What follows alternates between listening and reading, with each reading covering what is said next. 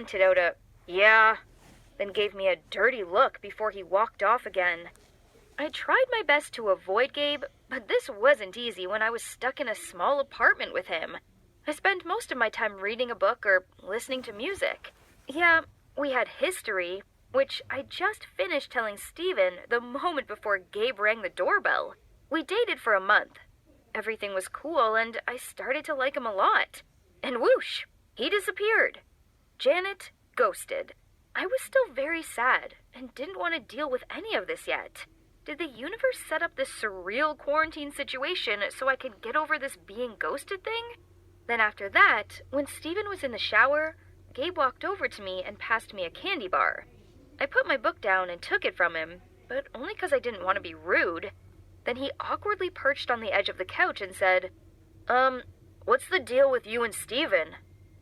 This annoyed me, so I blurted out, "It's none of your business." "Oh, please. I could already tell there's something going on the moment I walked in." Then, before I could reply, he continued, "Fine by me. Makes sense for a girl like you would fall for a playboy." Steven is a good guy. He let you stay here, didn't he? So maybe you should think twice before you badmouth him in the future. Gabe grabbed the candy bar off me, then stood up. His cheeks were puffed out with anger, and he looked like he was gonna explode. That's when Steven appeared and tried to defuse the situation. He led Gabe out of the room, but after that, I was too mad to read. So I sat there overthinking things and feeling even more annoyed than ever. Dinner was awkward. We all sat around the table in deadly silence, and Gabe and I avoided making eye contact. I felt bad that Steven was stuck in the middle of this situation. He didn't deserve this. As I was washing up, I overheard Gabe say to Steven, "Can you give us some space? I need to talk to Janet in private." Steven went off to his bedroom. Then Gabe waited till I'd finished, then asked me to go out to the balcony with him. "Look, Janet, you're smart, beautiful, and very independent. I fell for you right on the first date." Ugh, right. Good luck fooling me one more time. I'm so over it. Seeing that I wasn't taking him seriously, Gabe continued. "I really mean it. That's why you're totally out of my league. I was too cowardly to tell you this, so I decided it'd be best to just disappear and let you forget about me." What? Was he being real? I had no idea he thought that way. He apologized for what he did, and I told him I forgave him.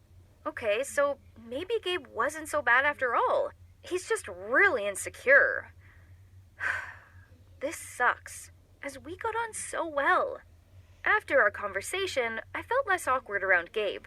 He started doing cute things for me, such as leaving snacks with a little sticky note that had this.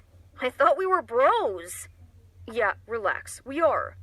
Look, we both like Janet, so she just needs to decide who she wants. So, who's it gonna be?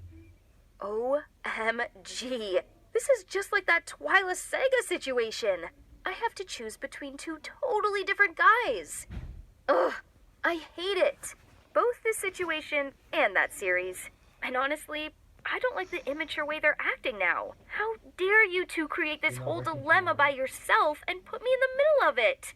I choose neither of you, okay? You both had a chance with me, and you both let me go. I want to stay friends, but that's it. I stormed off, thinking this would be the end of it. Oh, how wrong I was. One time, I was watching a movie alone and got up to go to the bathroom. When I came back, they were both sitting on the couch, arguing with each other about who should stay and sit with me and who should go. Fed up, I shouted, "Will you both quit it already? You left me for college, and you for your own insecurities. And neither of you is acting like a grown man.